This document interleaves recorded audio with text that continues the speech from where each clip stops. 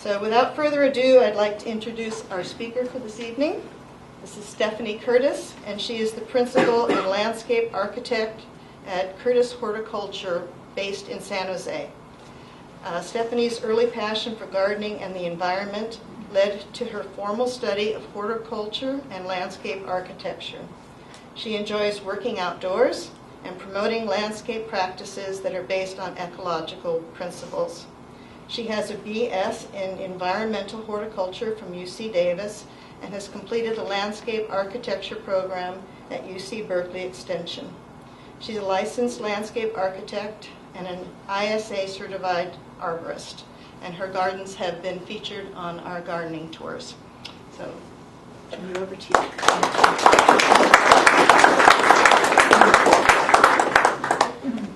Hi, so this talk is the first time I've given this talk on native perennials, and I wanted to structure it a little bit loosely so that you're free to ask some questions. And I'll also use your questions to help guide my future revisions of this talk, so feel free to raise your hand and I'll occasionally scan the room and see if you guys have any questions during the talk. And so let's get started.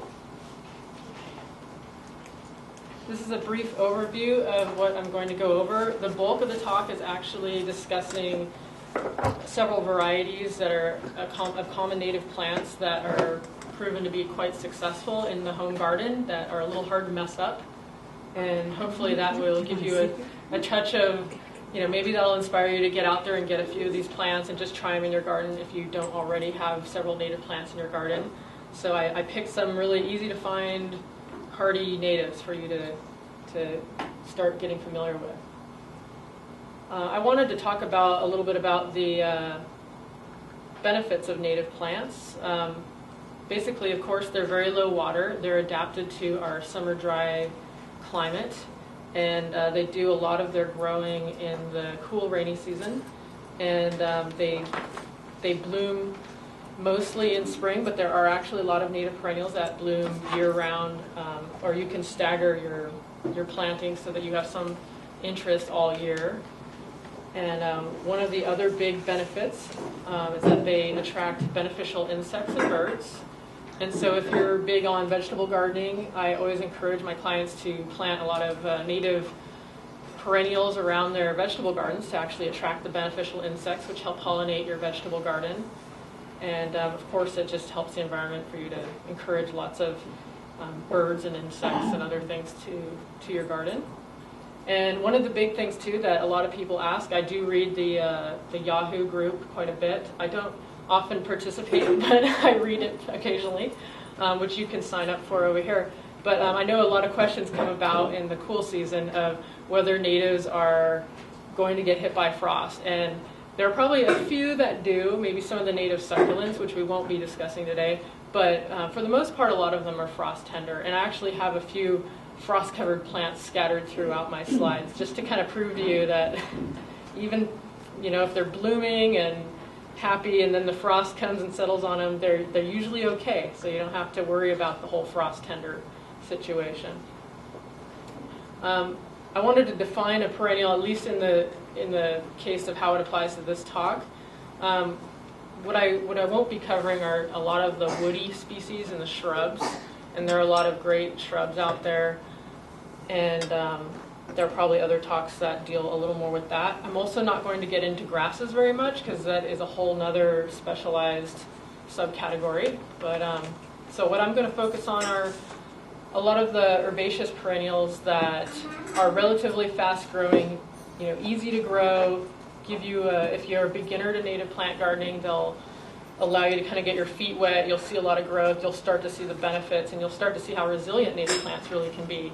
And even if you just want to try them in a few spots in your garden, a lot of these plants are highly adaptable to your typical garden conditions. You just don't want to overwater them in summer. So I'm just going to get started with going through a few of my favorite and also very common hardy native plants. And I'm going to group some of my plants by type. And this type are a bunch of the sages. So I'm going to go over some really common sages that are pretty foolproof. And this is one of my favorites. It's Salvia clevelandii. And on the bottom here, I've noted the botanical name and then the common name in parentheses. And if you'd like to purchase any of the plants and you're looking for them at nurseries, I highly advise you to use the botanical name because that's actually how plants are referred to in the trade, and common names can actually vary quite a bit. And there are actually lots of different varieties within Salvia clevelandii. This particular one is the straight variety, which is a lot larger than some of the cultivars, but there are lots of other cultivars. So if you're working with your local nursery, you can ask for Salvia clevelandii. They might come back and say, well, we can get Salvia clevelandii Allen Chickering or Salvia Deer Spring Silver and some somewhat related species, and all of them are great plants. I do like the straight Salvia clevelandii because it does get large and very, very drought tolerant. This is an up-close photo of Salvia clevelandii. It can get to be about 4 feet. It can vary depending on the garden. 4 feet large, wide and tall. And it has a nice whorl of flowers that hummingbirds and other insects really love. And even when you leave the flower heads on in late fall and into winter, they're actually very decorative. So it's a really, really nice native plant. It also has a nice scent. A lot of the sages have a nice scent in their leaves. So, one of my favorite things about the sage when I grow it is that if it just starts to rain a little bit, you can tell because the leaves get a little moist with the rain and it just gives off this nice sagey scent. And you can also smell it in the heat of summer when the oils are reacting with the sunlight and the heat, and it gives you a really nice sense of place. So it's just a really, it's a great plant all around. I'd sometimes do a maintenance talk, and I wanted to show this photo because this gives you a sense of how large this plant can really get, based on the size of this person here. And they do get kind of woody over time, and that's something to think about when you're pruning these things. And they're pretty foolproof, but if you go to some maintenance talks, and I believe there's one coming up by Dee Wong, you'll learn a lot of tips on how to keep your plants looking their best and keep them from getting too woody, and there are just a lot of different tricks out there, and it's kind of fun to experiment too. So that's one thing. You want to get out there and experiment with your plants a little bit. This is another type of sage. It's more of a ground cover sage. It gets about 1 foot tall. It's Salvia Bliss. It also has a somewhat gray leaf with a very light blue flower. And in this photo here, this is about 3 plants, and it's probably covering. They probably grow about, I would say, about 6 feet wide, actually. So it's a very low-growing, fast-growing, wide plant. So I'd say about 6 feet wide by about 1 foot tall. And it's called Bees Bliss because the bees really like it. And it's just a great ground cover. It's also good for slopes. In this photo, I have Bees Bliss is the more gray-green, and then the more green variety is a Salvia Dara's Choice, which is another somewhat low ground cover sage. So it's a really nice fast cover for a slope.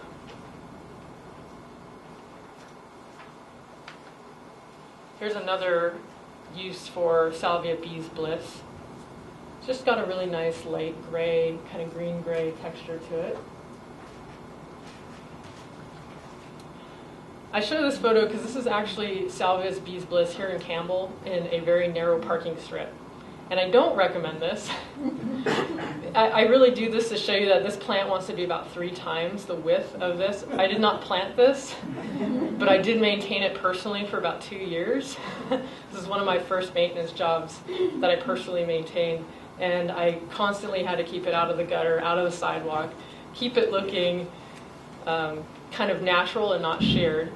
But the one thing I learned about having to maintain it in this situation is that the more I cut it, the fresher the growth was. And it just came back really fresh, and it kept it from getting too woody, essentially. So that was my lesson to show me that even though, if you let it just, you don't want to be afraid to cut these things back, because it actually helps renew them to some degree. So that was my personal lesson. And it actually looks pretty good there, but I don't recommend it. It's very labor intensive. Yes? Did you come across some that you recommend for those narrow parking strips that you mentioned? Yeah, during my talk, if I have some in here, I mean, I'm touching on a very small percentage of native plants, but if I see any that would be great for a strip like that, I'll let you know for sure. Yes? So how often did you have to prune this? I keep did. it looking? Yeah, I did maintenance about once every 2 weeks here, and I think because of the other demands of the garden, I probably once a month prune this back because I didn't want to just keep at it, but occasionally once it started to get into the gutter and during the rainy season, I wanted to make sure I kept that gutter nice and clear. So I actually let it kind of spill over the curb and the sidewalk just a little bit to keep it looking nice, but yeah, it's very high maintenance to keep it that way. It wants to be much larger. This is another somewhat of a ground cover sage. I'm referring to the more gray ground cover here. This is Salvia leucophylla, which is a purple sage, which refers to the color of the flower being a very light purple. And it's somewhat of a rambling ground cover like sage, but it is actually it's quite a bit taller. It can get up to several feet tall actually. So you want to really give it space. In this particular garden in Palo Alto, it was used to replace a lawn, and it's actually a quite large area right here. So if you do have space or a large hillside, it's a great plant for that. The ground cover in the middle is actually a more woody, it's a manzanita ground cover, which is a really nice green that contrasts well with both the height and the color of the purple sage. Are the flowers significant on that? Yes, actually, this is the same plant, and this is it in full bloom. And the flowers are a very pale purple, and the leaves are kind of a gray-green, so it's a very subtle color. It's not going to scream out at you, but it's also a nice foreground plant. It's a nice background plant that can set off some other more prominent things that are in the foreground. In this case, it's actually the designer of this project was there's actually a large berm in there as well to try to give it a more kind of private element. There are actually some large vegetable boxes in there, but you can't even see it, which is kind of the desired effect. So this was on the 2007 Native Garden Tour, designed by Sherry Osaka, a landscape architect that I work with a lot, and my crew installed it. Yes? What's the white flower? The white flower in this photo is a moonglow poppy. It's an annual. Oh, it is a poppy. Yes, the one to the right over there. Yeah, it's a nice variety. Yeah. And this large white-leaved variety, this is a white sage, Salvia apiana. And this one gets to be quite large. This is it before it puts out a flower. And you want to give this one space as well. It definitely contrasts nicely with the more greener plants in the garden. The flowers are, well, let's get to the next slide actually. This is it about to set flower. They're very tall, they're not very showy, but it looks great from a distance or in the background. I wouldn't put it at the forefront of a bed, it will be a little too much. But when you have some space, this is a great sage. It also is used for a lot of Indian cultures, and we have some in front of our office, and we often have people from the Indian community stopping by and seeing if they can get cuttings to use in smudge sticks. So we've given them a few things, but we're going to call them when we're going to cut it back really hard. But it has a very strong scent. Some people really like it. Some people aren't a big fan of the scent on this one, but it's definitely a really neat architectural plant. Yeah. So I have this, and I learned the hard way that you really do need to trim it back. So how much should you trim it back and when? Well, I haven't had to, usually I've been dealing with this plant in gardens where we only maintain it on a quarterly basis, so 4 times a year. So I can't speak to the exact best time to cut it back, but if I had it in a garden that we maintain extremely regularly, then I would probably cut it back before it blooms to kind of pinch it back so that it doesn't get too tall and rangy, which it did at our office when we let it go because we were too busy with other work. So that would be one thing, is to pinch it back so it doesn't just get too tall and rangy and open in the center. And the other thing would be to actually wait until it's finished blooming and then wait until some new growth starts to emerge at the base and then cut all the old branches down to that new growth and let that new growth take off. And the bees love it. Oh, The yeah. native bees love it. Yeah, it's a really great plant. The foliage is its key thing, since the flowers are very small, but a really great bold plant to use maybe in the background of your landscape. This is another one of my favorite sages, actually, and this is Hummingbird Sage. It is fairly low growing, maybe about 18 inches high, and then this large pink flower spike comes up, and it seems to bloom almost year-round. And some of these flower spikes are just starting, and some of them are just finishing, and then some of them are in the middle of blooming, and at any stage in that process they seem to look neat. So we just kind of leave them on there most of the time. And some other benefits, other than attracting hummingbirds like crazy, are that these plants are extremely easy to propagate and very useful if you have a situation where you have maybe part shade and it's not in open full sun. And also the leaves give off a really nice kind of fruity scent when you crush them. So it's actually fun if you're out working in the garden and you're working with these leaves. It actually has a really nice scent. It's a little sticky, so if you're not wearing gloves, you'll probably get a little sticky, but that's the way it is. This bunch of plants is probably about roughly 8 feet by 8 feet, and it started from a few cuttings from one of the gardens we maintain. So this was an essentially free mass of plants, and it's taken a few years to really expand to this degree, but it's not invasive or anything like that. So if it's a great way if you have friends that have it, or if you just want to buy one plant and let it gradually cover, it's a good plant for that. It's on your chart as a shade plant? Oh, Is that that- chart.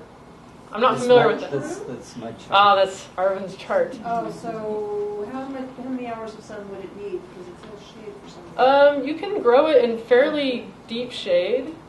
It just can handle some sun. Okay, so that won't inhibit the blooms. I don't think so. Arvin, do you? Well, it's a variable plant. In my garden in San Jose, it won't grow well in full sun. So I give it part shade and it blooms quite happily. On the top of San Bruno Mountain, it's growing in full sun and blooming like crazy. And still somewhat drought tolerant?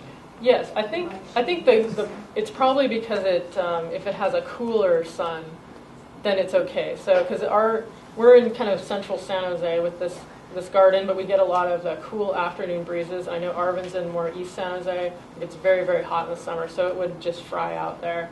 So it's a great plant if you do have more of a coastal influence, it would be a good plant to have. Yes. It's coastal, which is saying. Yeah, so if it's You coastal. know where plants come from and how it's there, it really helps a lot, makes it easier to understand. Yeah. Like the San Bruno Mountain example. Yeah. So. Yeah, this is also one of those plants you see on lists of good natives to grow under oak trees. So you will, that is a part shade, sometimes full shade situation, depending on where you are. This is a close-up of the flowers and a flower stalk about to open. Oh, yes. Do you know if these sages are all edible? That's a good question. I don't actually know, and some of them might be pretty pungent. That might be your main issue. These are not called lost deterrents.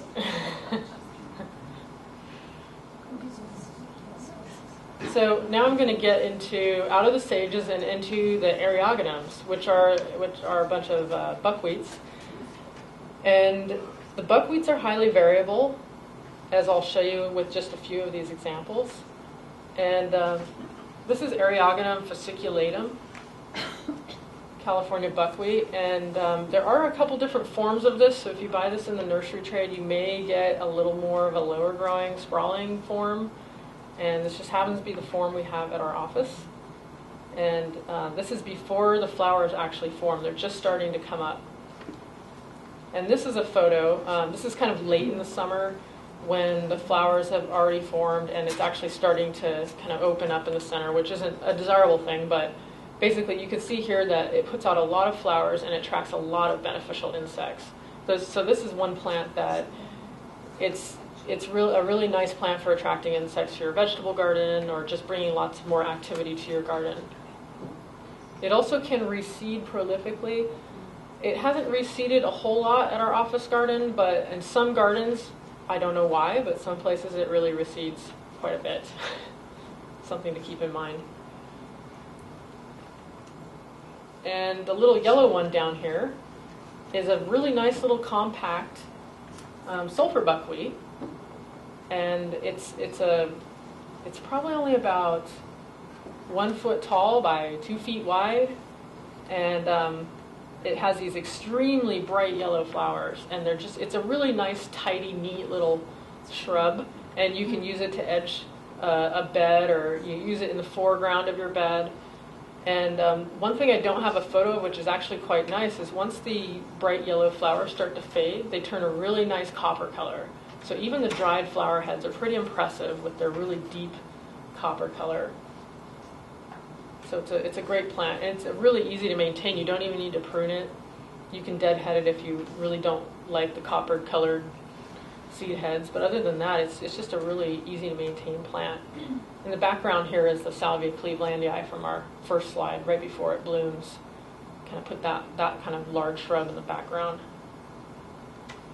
Here's another picture of the sulfur buckwheat with ceanothus. This was actually taken last week, and this was in East San Jose.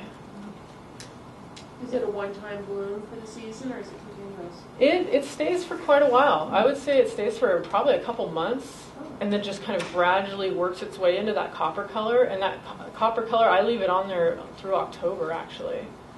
And as you leave it on, if you leave it on until about December, the copper-colored seed heads will start to just crumble, and then it'll kind of take care of itself. So, and the seed heads don't seem to reseed in my garden or any gardens that I know of, so I wouldn't be worried about it spreading. It'd be nice if it spread, but I haven't had it have to do that yet.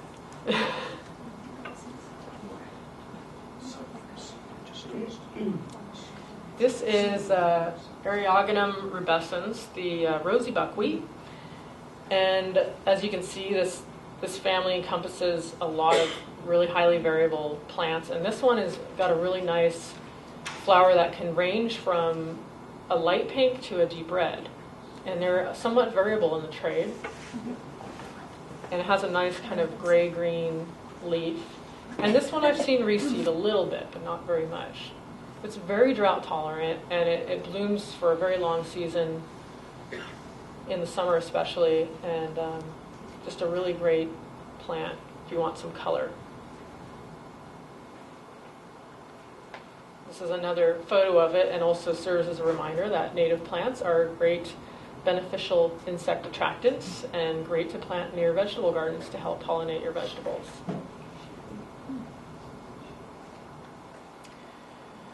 There are a few Erigerons that I wanted to show you. This particular one is Erigeron Wayne Roderick, and there's a little bit of confusion in the trade. It's sometimes called Erigeron WR, which is supposed to be a different plant. So I can't speak a whole lot to that. There's a little bit of confusion in the trade, and I haven't gotten it cleared up yet. But this one, we specified Erigeron Wayne Roderick, and we received this plant, which is what I usually get when I specify it. And it blooms, it seems like it blooms almost continuously. It's a really nice little low plant, probably only about a foot tall and 1 to 2 feet wide. Great for the edge of a bed or a border. And this is its more straight native relative, which is the Erigeron glaucus, Seaside Daisy, which is a little more of a big clumping spreader and a little more coarse textured, but a very hardy plant. It's a nice low growing plant if you want something that stays below a foot, stays pretty tight in its form and doesn't open up too much. There's a little bit of opening up in the center there. It's a really nice plant. It's so lush. Does this variety or the one previous become invasive? No, actually, I haven't even seen either of them reseed in any of the gardens we maintain. So this grouping in this photo, it's a little hard to show the scale, but this was 3 plants planted right next to each other, and they've kind of formed one big mass. But they've basically just been slowly spreading, but I wouldn't anticipate this to spread more than, this photo, I think it's only about 6 feet by 4 feet probably. And that's taken about 3 years to do that. And this is one of my frost photos. So this is the same plant covered in frost. And it was a very late frost, I believe last year. And so it was actually starting to bloom, and the monkeyflowers in back were blooming, and this frost hit, and the plant is just fine. So nice lush plant, frost didn't harm it. So you don't have to worry about the frost with your California natives, for the most part. This is an artemisia. There are a few different native artemisias, but this particular one is just kind of intriguing. People really like it. And I'm showing this actually because it's been trimmed free of its flower heads to focus on the foliage. So this is actually one from one of my maintenance talks. And let's see, I have a photo. Here's when the flowers start to come up, and they're not very showy. They're just a little interesting. But you can cut them off, and I have a photo of what it looks like if you let it bloom. So it basically makes an interesting texture if you let it bloom, but for maintenance sake, we like to cut those off sometimes so that it doesn't open up in the center. But it's kind of a neat thing you can do to just kind of keep it. If you really want to enjoy the foliage and not so much that flower, then you can cut off the flowers. So here's another shot where we're keeping it kind of low and tight. It's got a very soft, if you're familiar with lamb's ears, which is a non-native plant, it's got that same kind of texture. It's very soft and kind of gray-green. So it's a really neat native plant that's you see a lot in kind of Monterey County near the coast. So you want to give a little shelter if you're inland. This is another plant I like to bring up for people that want a plant that's kind of tidy and neat and compact. And this is the Heterotheca San Bruno Mountain. And it seems to bloom almost year-round. And it stays fairly low. I would say 8 to 12 inches high by maybe 2 feet wide, possibly a little bit more. And it's a great little edging plant. And it really takes care of itself. You don't have to trim it to keep it really tidy and neat. And you don't even have to deadhead it if you don't want to. It does form these little brown flower clusters in there, and you can cut those off, but most people like them. They're kind of soft looking and interesting. And this photo really shows that you can take a narrow place. This is probably a less than 2 foot wide, maybe about 2 feet wide actually, gap next to an existing driveway and walkway in East San Jose, where we planted it to just fill in that space, but also to make your, you don't want to have necessarily a lot of really rangy natives. It's good to offset it with some really nice, neat, low native plants. So this was a perfect plant for this situation. So here's the little Heterotheca next to some blue-eyed grass, which we'll talk about next, I believe. Oh, and there's another frost-covered Heterotheca to show you that frost will not kill it. So blue-eyed grass, although it's a little grassy plant, I wanted to bring this one up because it's a very showy perennial in itself, especially in spring. And this is it at its peak. So it's a really great little plant for small areas and little edging plant. But it won't look this way all year long. It's expected that it will lose its flowers and somewhat brown out in the summer. But after the winter rains, you'll be rewarded because it will come back and flower like crazy. And sometimes, if you're lucky, it'll go to seed and spread around and make an even nicer patch. And this particular one is a dwarf variety, Rocky Point. And there are a lot of other ones like Nana and a few different ones that stay actually pretty low. Because if you buy the straight native, it's actually a little taller and a little more wild looking. So, which you can do. I find the straight native reseeds a little more. So if you have a meadow or something that you want to mix this in with it, I would recommend the straight native. And just another photo of some dwarf blue-eyed grass in bloom. And this is Heuchera maxima, which is related to a lot of the garden heucheras that you might be familiar with. And it's a really nice plant for kind of shade and part shade. If it gets too much sun, it can sunburn, but it'll quickly recover once you get out of the summertime months and into the winter months. And it's just a really nice plant to use under trees, and they can spread a little bit, but they're not going to be invasive. And the flower colors are typically whitish, like in this photo, and can be a little bit pinkish. They can vary in their flower color. Here's another shot of the Alumroot. And this is another plant that's really good for under oaks, where it's kind of part shade, part sun. Not too much sun, though, because they will sunburn. It's a really great little plant. Yes? So what are the other plants in that besides the... That is a limus, which is the blue wild rye behind it, the Canyon Prince variety. And then to the right is the Juncus elk blue. Yes? Can these be put next to ferns and lilies, or they don't want water? They can be. They do take extra water. If you have a little extra water and in bed already with plants that are higher water, it would be a very good plant. In this photo, this is somewhat of a north-facing wall, so it doesn't get it gets a little bit of sun in the afternoon, but for the most part, and it does get, in the summer, these do get a little bit burned, just a little bit, but they just come back beautifully and look good the rest of the year. And this is, I'm going to show you a few different varieties of monkeyflower. And monkeyflower is commonly known as that really orange flower you see clinging to the scraped hillsides near roads. And for some reason, all the photos, I wanted to use all my own photos, so I'm not infringing on anyone's copyright. And for some reason, I didn't have any photos of straight orange ones. So the orange ones are the common ones. And so I'm going to show you a few different other colors that are out there. And this particular one is called Jelly Bean White. And we've gotten this one at Native Revival Nursery, and I don't know if it's their special only from Native Revival or if it's available elsewhere. But it's a great nursery, which I'll show you some sources for these at the end of the talk.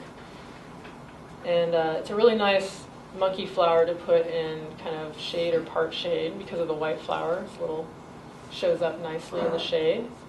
And monkey flowers are kind of a shade part shade plant. They can be in full sun on the coast or with a coastal influence, but for the most part they like a little bit of shade.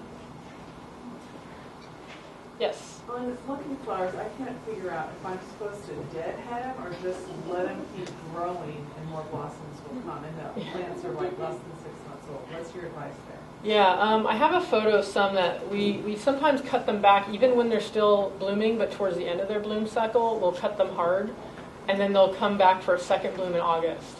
And that's if they're getting some supplemental water, a decent amount of supplemental water.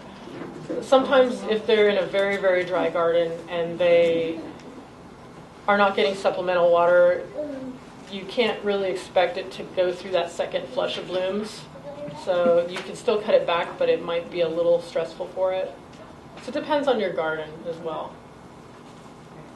Like this particular plant, I used this in my maintenance talk. So this was a picture taken in August after it had been cut back very hard about 6 weeks prior. And it just rebloomed beautifully. The other thing is with these, when you see this big tall shoot coming up, usually you'll want to cut that down before it blooms to kind of let the plant bush out a little bit. Otherwise you might get a lot of gangly tall growth. So there are a lot of different tricks to the Mimulus. They also propagate really well. So if you're worried about cutting them back, I recommend, pinch them back, cut them back a little bit, and then actually stick them in some soil in a nice shady area and keep them a little bit moist, and you can actually propagate these quite well. So it's a nice experiment to try, especially in the either in fall or spring when it's a little more mild. I actually can't resist propagating them every time I cut them back. I always have to propagate some. Just don't want to waste the cuttings. This is another yellow variety, most likely the Eleanor variety. I did not design this garden, so I'm not actually sure. The homeowner designed this themselves, I believe. But I wanted to show this photo because I don't think they ever cut it back. And so this is about it's either a 3-foot fence or a 4-foot fence. So if you don't cut them back, they can actually get quite large. So I wanted to show that they can become a quite bushy plant if you just kind of let them be, and if they're in the right spot. And this is Monardella villosa, Coyote Mint. And this is at our office. And every year it seems to attract these swallowtail butterflies, which I believe that is. I'm not a butterfly expert, but other people have told me that's what it is. And it's a really great plant. Gets about, I'd say 2.5 to 3 feet wide and tall. Let's see if I have another. Oh, I have my frost-covered version of it. Same plant, same garden. And what I just noticed this year is that there was a whole, the plants looked a little chlorotic and stippled, and what I discovered is that they were just covered in ladybugs, ladybug larvae and ladybugs, and the little, I don't know the ladybug's life cycle that well, but little shells of ladybugs molting or something. So it was really just this feeding ground for ladybugs, and I think there's some kind of other insect on there. They're all just feeding on it. So when you see that, you might think, oh, gee, I need to treat it. But actually, it was really interesting how they're all just doing their thing, all these different insects interacting, and we didn't treat it or do anything except observe. And after about a month, all the activity stopped. There are plenty of ladybugs in the garden, and the plant recovered and is blooming just like the photo here. So one thing about native plants is that they're pretty resilient. So if you do see some pests on there, I wouldn't worry about it. I wouldn't bother spraying them. I would just let them kind of do their thing and give it some time and just see what happens. Because more often than not, they're going to take care of themselves. They're adapted to our climate. We're not battling the climate here. We're not battling the insects that already reside here. So if you just kind of sit back and be a lazy gardener, you can, usually it'll take care of itself, which you can't say about a lot of other things.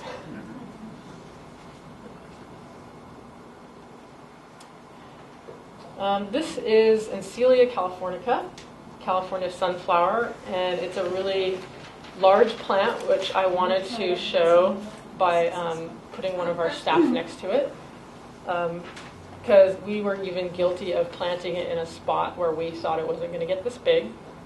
So if you have a nice big spot for it, it's a really great plant that blooms kind of spring through fall, just reliably. Very colorful, very big flowers. And we cut it back very, very hard every winter, down to about a foot, and it just bounces right back and gets huge again. So, Do you have to deadhead it? we did it first, and then we don't do a lot sometimes when we get really busy with other people's gardens. So even when we don't deadhead it, it still looks good. So you can deadhead it if you want to really keep it super tidy, or if you just have fun deadheading things. For the most part, yeah, yes. At the risk of sounding stupid, what do you mean by deadheading? I assume it has nothing to do with your aggressive.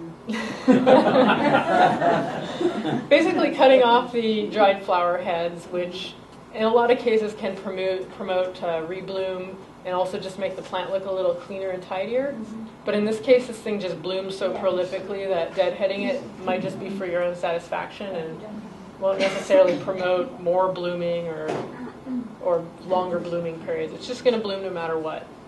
Very resilient plant. I wanted to discuss a few of the yarrows. They're really great plants for attracting beneficial insects, and they come in a whole range of colors. And even if you try to get one color, you might get a different color by accident because they're a little mixed up in the trade, I think. And on the left here, the white yarrow is kind of your standard native yarrow. And on the right here is kind of the orangey one is a Terra-Cotta yarrow. And usually the flowers start out a little orange, and then in the background there's a yellow variety, which is actually the same Terra-Cotta variety, just as the flowers age, they become yellow. And the white ones are known for reseeding pretty prolifically, whereas the other ones, I haven't seen them seed very much because they're cultivars. And in this garden, which is in Campbell, the white variety, which was seeded, has really taken over. So you do want to make sure you want this plant in your garden. It actually can be used as a nice lawn alternative, especially if you mow it and keep it from forming too tall of flower spikes all the time. But it's a really pretty plant, and it attracts a lot of beneficial insects, a lot of tiny little small things that I can't quite name, but a lot of other people can. And it can spread through underground runners, so if you do have this kind of more rambunctious white native variety, I'd recommend some kind of, just, an edging border or something to keep it a little contained. And the reason I'm showing this is that this is actually derived from the white native variety, and this is at our office, and we planted the white native one, and it reseeded, and it made all these different colors. So I can't really explain it, but it's a little bit variable. So sometimes when you try to get the straight native one, you end up getting, they start to hybridize a little bit, and when they reseed, you just don't know what you're going to get. And we didn't even plant these right here. This is a little area of a parking strip that we actually didn't plant anything. And they just seeded over here and then came up in all these different colors. And this was taken last week, so it's this time of year they're just in full bloom, and when they reseed, they'll probably be a completely different set of colors in the kind of pink to white range. And this is another shot of the yarrow Terra-Cotta. And it has more of a green-gray leaf, and photo isn't that clear, but it's that one that it starts off kind of orange and then fades to yellow. But this one is pretty safe. I haven't had it reseed anywhere. So there are other cultivars of yarrow that you can get that are still great with beneficial insects. The birds eat the dried seed heads if you leave them on, and are great habitat plants without the somewhat invasive reseeding. But I haven't had a major problem with any of the native yarrows, the white ones. They're just a little more rambunctious. And this is Douglas iris, our native iris. And I chose photos here. There are some Pacific Coast hybrids, which I've found to be not as hardy in inland gardens. And what I wanted to show here are ones that we have purchased from Central Coast Wilds in Santa Cruz, specifically as straight Douglas iris, but they still have variability within that straight variety. And they're all in the lines of kind of purple to kind of light purple. So in this photo in particular, you can see that they're kind of purpley blue and light colors, dark colors, everything. So you don't really know what you're going to get. But I do recommend that straight Douglas iris if you want a more hardy iris. Sometimes in the nursery trade they sell other colors, which are great, but I just find them to be a little more finicky. So if you're a beginner gardener, trying to find the straight native is worth it, because usually they're a little more hardy. And that's just my personal experience. So some gardens, the hybrids just take off. So it depends on the garden a little bit. And there are a few showy penstemons that are native, and I only have a couple here. There are some that are red and other colors, but I have a couple of the really common, popular blue or blue-purple varieties, and this particular one is Penstemon Margarita BOP, and people call it BOP, but it's actually back of porch, because someone found it near their back porch. So you can go ahead and call it BOP, but that's what it means. I've heard it at the bottom of the porch, so it's like, but it could be either way. But Yeah. How long do these bloom? Like, do you deadhead and they send out more? Or? I found they will send out more. When we first planted them at our office, we had a little more time on our hands, and we did deadhead them diligently, and they did keep blooming. But lately, when we kind of let them do their own thing more, we found that they don't rebloom as much in the same year. So deadheading them definitely can be a benefit to keeping them blooming more. And do they want full sun or part? I usually have them in full sun. Yes. Back to the Douglas iris. Mm-hmm. Do they keep the foliage year-round, or do you have to trim that the way a bulb would be trimmed? The question was, does the Douglas iris, which is this one, keep its foliage year-round, or does it need to be trimmed? It actually does keep its foliage year-round. It can get some little dried brown leaves within the foliage, and they're actually really hard to pull out. So if you're used to being able to just pull it out, you can get a little frustrated and wonder what's going on. But if you really don't like the look at it, you can cut it out. But the dried brown foliage, which it sometimes has, is actually very minor compared to the number of green leaves within it. So most people just leave them be. But yeah, you don't have to cut it back. So it looks good just as a green grassy plant the rest of the year. Because it's a fairly narrow bloom period for this Douglas iris. So you'll want to use it. It's probably less than a month of blooming, maybe even only 2 weeks in some circumstances. So you'll want to use it in a place where you want that grassy look. Yes? I've noticed it gets big pods on it after the flowers form. Do those make new plants? They can. I've actually had some of mine reseed. So you can just kind of let them do their thing, and if they're really happy, they will reseed. And you can transplant the little babies too. And those are actually just like standard regular bearded iris. You can divide them in late fall, and move them elsewhere in the garden. But do they require dividing the way the bearded iris do? I haven't found them to require it. Yeah. Or I guess require is kind of a... Mine stopped blooming. So Oh, okay. They were in the ground 10 years or something. Okay, well that's a good experiment to see if when you divide them. You got to let us all know if you divide them and then it works. Then we'll know. So this one, it looks very similar. This is a newer variety that I came to know about. I'm sure it's been around for a while. It's Penstemon Catherine de la Mar, and it has broader leaves and bigger flowers than the one in the last photo.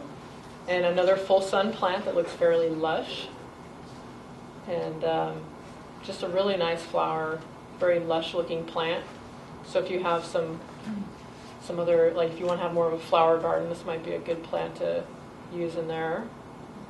And they can take a little bit of supplemental water. So if you have a bed that has a lot of non-native stuff in it and you want to try some natives, this might be a good one to try if it gets a little more water. Some of the salvias and other things I showed at the beginning, if you plant those in a high water bed, you might kill them in summer. They don't like a whole lot of summer water. So, but this plant could take a little extra if you're slowly converting your garden to have more natives. This is a plant you might be familiar with along 280. It's the Matillaha poppy. If you've seen a lot of just white flowers as you're speeding by on 280. And there's a close-up inset there of the flower. And this plant, it's pretty large. You want to have it at the back of a bed. And it can take over in some gardens a little bit. So you want to give it some space. And then in other gardens, I've seen it really slow to start, and the people are coddling it. And then other gardens, it's like busting through walls and going everywhere. So you just want to be a little careful with it. If you have a big area where you can use it, then you can it'll really fit. I mean, just keep thinking 280, that it's all along 280 and it's just spreading out there when you plant this. If you have a satellite dish in your yard. Yeah. Or if you have like a really big lot and you have this big hot fence along the back of it or something and you want to try something back there, it might be good for that. But just don't, hopefully it doesn't go under the fence and bother your neighbor. But it'll be really pretty if it does. So. Yeah, so really nice, showy, larger plant. So this is a popular plant. It's not lantana, like people sometimes say when they first see it. The flower is kind of similar. It's a Verbena de la Mina. And what's great about this plant is it blooms almost year-round. It's very showy. It likes, full sun. It can take a small amount of part shade. And it just seems to keep blooming. And it can get about 3 feet by 3 feet. So if you plant it too close to other things, it might swallow them up. And this plant, it's in terms of maintenance, it's very low maintenance, and you can help it out by deadheading it a little bit. I'm still kind of experimenting with this plant. When it gets really big, sometimes I want to cut it back really hard and get it to be a little fresher looking. And what I've learned is that I can't do that in the summer months. It doesn't respond well cutting it back in the summer months. So the best thing to do is deadhead it a little bit, or don't do anything and just kind of let it do its thing. But it's just a great plant if you want a lot of color most of the year. It just doesn't stop blooming. You don't even know when to cut it back because it keeps blooming, and then you don't want to cut off the blooms. And there are a few of the California fuchsias, and there are just numerous varieties of the California fuchsia. I only have 3 examples here, and unfortunately some of these are in gardens where I did not plant them, so I don't know the exact variety, but I'll show you my books afterwards, and you can really get a listing of all the different varieties and pick one that fits your situation. Because with the California fuchsias, there are low-growing varieties, there are tall, large varieties, and then all different shades of red, and there's even a white variety, which I have a photo of. And one of the things just to watch out for is some of the taller varieties can reseed prolifically, and most of the others do not. But sometimes the reseeding is welcome if it's a very large yard and you want it to do that, and other times it's not. So that's where the books are really handy, because they'll tell you which ones reseed. And unfortunately I don't know the variety of this, but this just shows you there are ones that are more in the oranger color tones, whereas this last one was a little more red. And then this is actually a white variety that we got, I believe, at Native Revival, and haven't really been able to find elsewhere. So really nice little flower. And one of the key things about California fuchsia is that it can bloom at times of the year when a lot of other things aren't blooming. So kind of late summer, early winter, you might be enjoying some of these blooms when everything else looks a little tired. So it's a great plant to work into your garden scheme if you want to have a little more interest year-round. Sun or shade, water or not? Full sun. Some of the varieties can take a little bit of shade, like the white variety. Very low water. They had white ones at Capital Bowl Celebration. Oh, okay. Okay, that's good to know.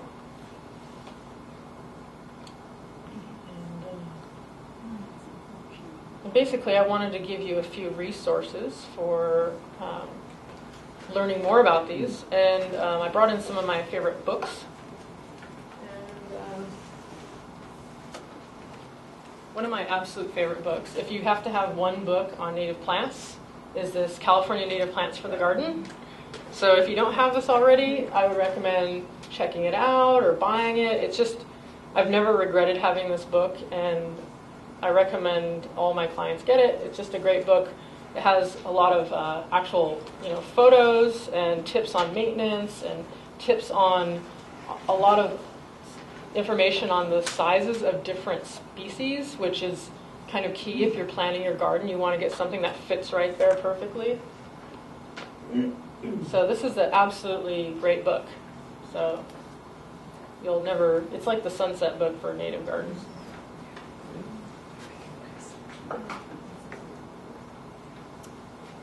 And another good book is Nevin Smith's book, Native Treasures, which also has a lot of great photos and information. I don't use it as much as the other book, but it also has a great different perspective on things. So, Native Treasures by M. Nevin Smith.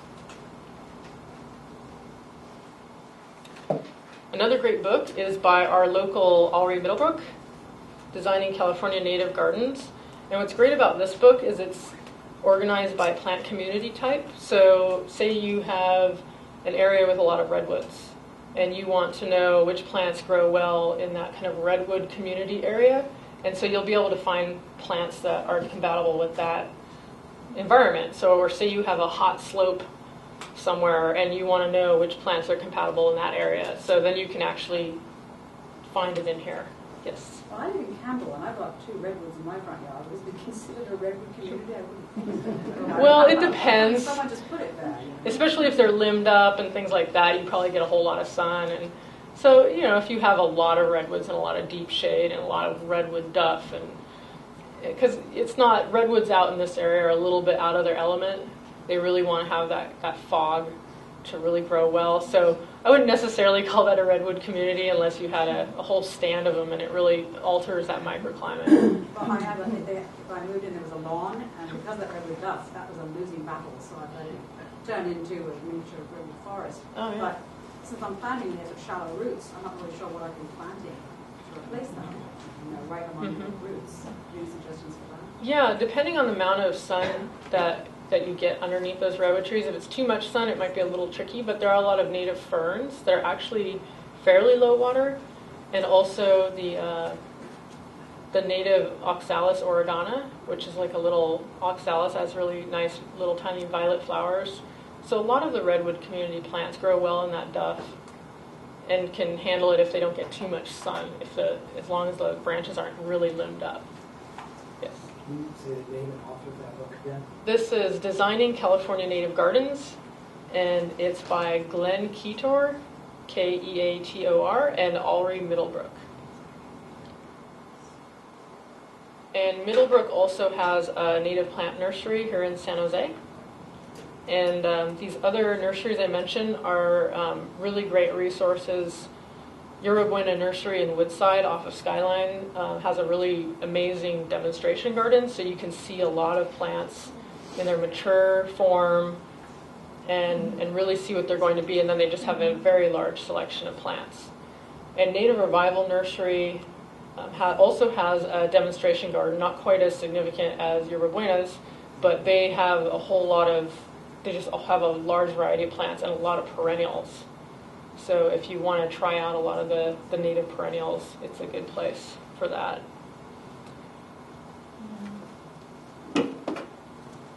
In this book on salvias, these aren't all native salvias, but the reason I bring it up is Betsy Klepsch has a garden that I haven't been to yet. I'm actually going to go see soon, and she's really well known for her salvia garden.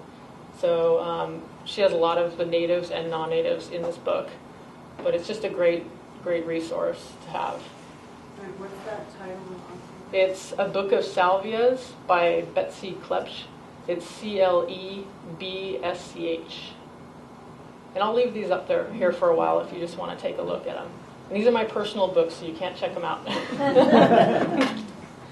I guess that's it, but I'd love to answer any questions you might have. We have something that we're told is a pitcher sage. What's that? Is that the white sage, or? Yeah, I think it's a plant that I don't actually plant a lot, but I think I know what it is. It's kind of tall and kind of a little more... Very graceful. Yeah, and very kind of droopy. Mm-hmm. Yeah, I don't know a whole lot about that particular sage. I don't use a lot, but it is a native as far as I know, and I've seen it in a few of our gardens we maintain, and a really neat plant, actually. It's nice to use in flower vases because it drapes so beautifully. But somebody was asking about the sages that you can use for cooking, and we have a son who's a chef, and he loves the pitcher sage, but the clevelandii is terrible. Yeah, it's probably a little too strong. Way too strong.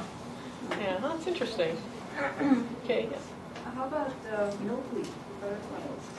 Oh yeah, that's a great plant. I'm going to admit here I don't know a whole lot about all the milkweeds, so I'm probably not the best resource for that. I'm still experimenting a little bit with those myself, but definitely an amazing beneficial insect attracting plant, which is why I want to learn more about them. Yeah. Yes. Is borage native? I planted it on purpose, and I'm so sorry I did. Although the bees and the butterflies love it, it's taking over the entire yard. So is it something I should continue to let grow, and do you have any natural way of killing it? I don't believe it's native, but I would just pull it. I don't have any good methods of removing it other than pulling it and keeping it from going to seed and spreading further. Yeah. Okay. Any other questions? Yes.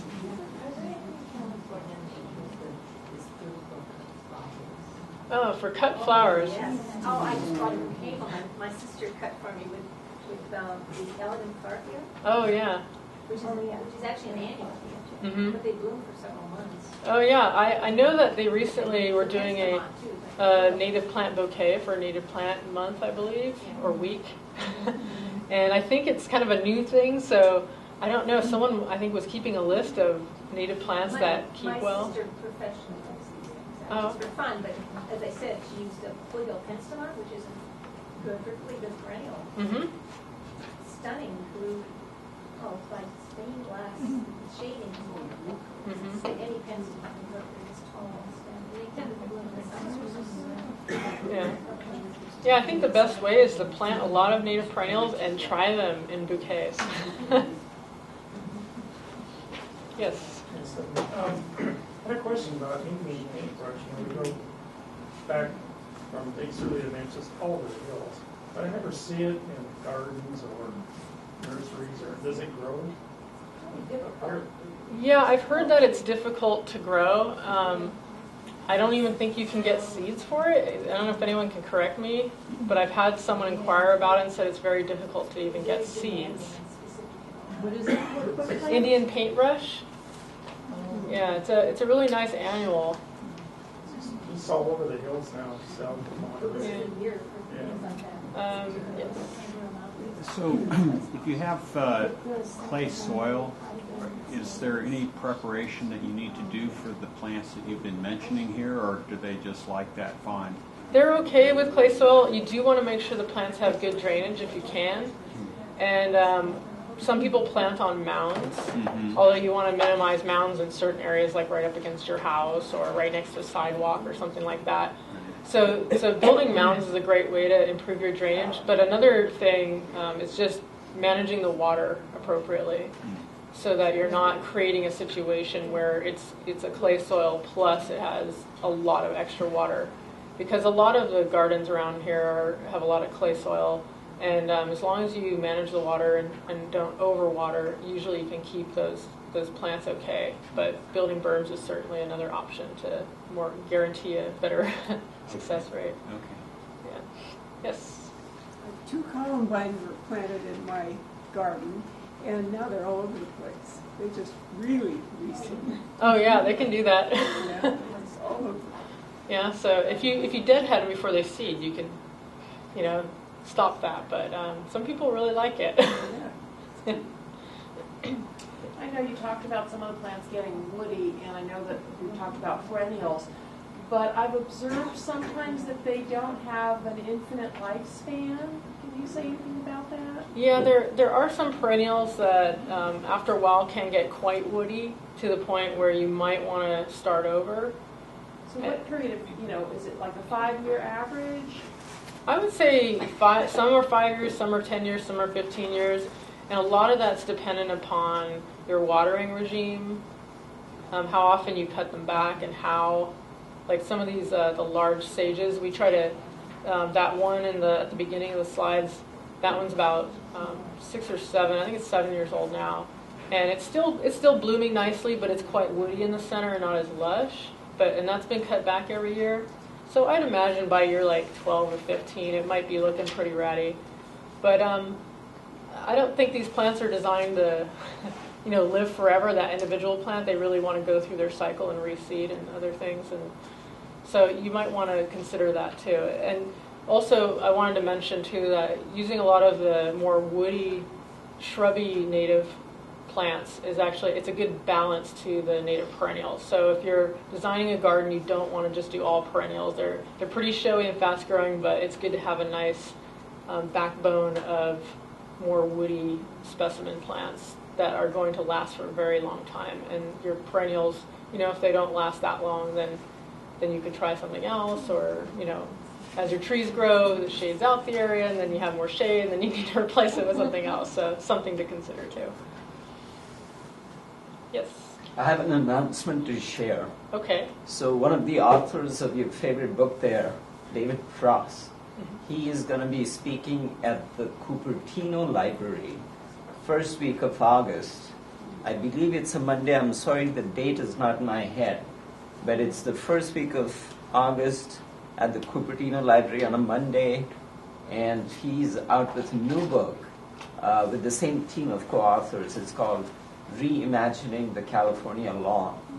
So it's basically about alternatives to lawns. And it's a gorgeous new book he's going to be talking about. Okay. That's great. Yeah, so there's, what's the date again? It's first week of August. It's a Monday. And Okay. if you go to our website, it's all there. Okay, so if you go to the Santa Clara Valley CNPS website, you'll see that David Frost is speaking, who's one of the authors, along with, it's a new book by the same editors or the same publisher and other authors of this book, all about reimagining the California lawn. It's a great book. It has a lot of natives, a few non-natives in it, but it's about basically replacing your lawn with different things. So that's a great book that just came out a few months ago. So, okay. Oh, One more question. okay. You native plants, are some of those less, I don't know, just That's a good question. Actually, I was just talking to a gopher guy this morning because we have a gopher problem in our office, and he was confirming that a lot of the sages and other more pungent foliage plants are decent gopher deterrents. I guess not necessarily deterring them from your garden, but deterring them from eating that specific plant that has that pungent scent. So all those sages at the beginning of the talk, those are all very pungent plants. And that Coyote Mint, it is also a pungent plant, so the gopher hasn't bothered those. And there are other plants like the yarrows that regenerate from a lot of root pieces. So when the yarrow is starting to spread as a mass, I mean, the gopher during the last native garden tour was actually eating our yarrow during the tour. And we came up and made an appearance. And the yarrow looks just fine because, it just keeps going. It has a lot of roots. So, so that's another thing to think about when you're planting in a gopher-prone garden. Okay. So, do you put the gopher net? Oh, the gopher wire? Yeah, we do sometimes install the gopher baskets.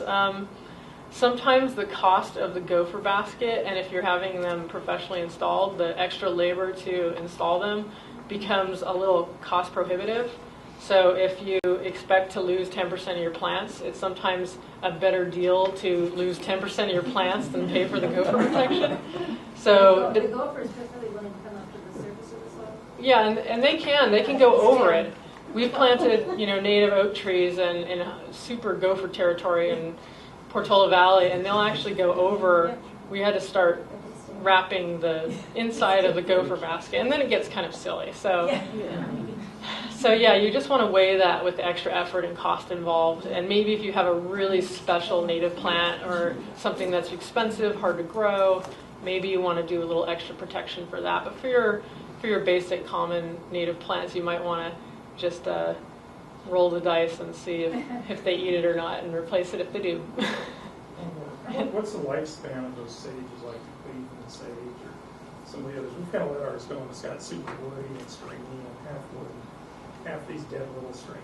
So, can you save it? Can you cut it back, or you just throw it out and start over? You could try cutting it back, maybe kind of in the winter or something, and just see if it regenerates. Once you cut it into a lot of wood that doesn't already have any leaves, you're really taking a risk there. But if it's already pretty far, it's worth just trying it, because I've done that on a sage that's about 8 years old, and it actually came back really nicely. So how long can they live though, if you keep cutting back? Well, I haven't been doing it for more than 10 years, so I wouldn't be able to answer to anything over 10 years. So, yeah. I have a purple sage, 12 years, and it's showing no signs of declining. I cut it by about a third or a half each year. Oh, okay. And it just keeps going. In the literature, some other shrubs like toyon, 450 years. Oh, yeah.